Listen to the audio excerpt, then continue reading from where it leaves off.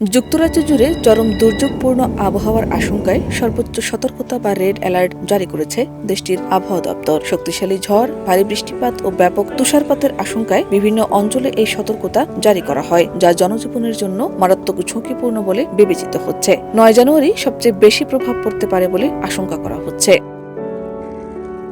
পূর্বাভাস অনুযায়ী ঝড়ের সময় বাতাসের গতিবেগ ঘণ্টায় ৯০ থেকে ১০০ মাইল পর্যন্ত পৌঁছাতে পারে। বিশেষ করে পাহাড়ি ও উঁচু এলাকাগুলোতে প্রায় ১ ফুট পর্যন্ত তুষার জমার সম্ভাবনা রয়েছে।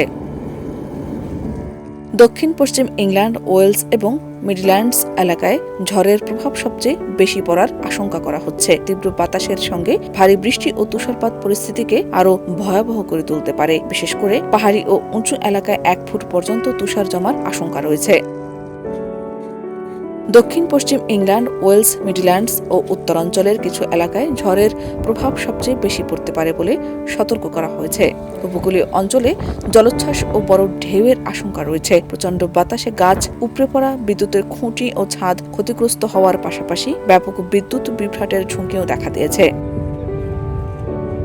ভারী বৃষ্টির কারণে অনেক এলাকায় হঠাৎ বন্যা ও জলাবদ্ধতা সৃষ্টি হতে পারে। একই সঙ্গে তুষার ও বরফে সড়কগুলো অত্যন্ত পিচ্ছিল হয়ে পড়বে, যা যান চলাচলকে মারাত্মকভাবে ব্যাহত করতে পারে। জরুরি প্রয়োজন ছাড়া জনগণকে ঘরের বাইরে বের না হওয়ার পরামর্শ দিয়েছে প্রশাসন। বিশেষ করে উপকূলীয় অঞ্চলের বাসিন্দাদের জলোচ্ছ্বাস থেকে সাবধান থাকতে এবং বয়স্ক ও শিশুদের প্রতি বাড়তি নজর দিতে বলা হয়েছে। শাহনাজ পারভীন, দেশ রূপান্তর।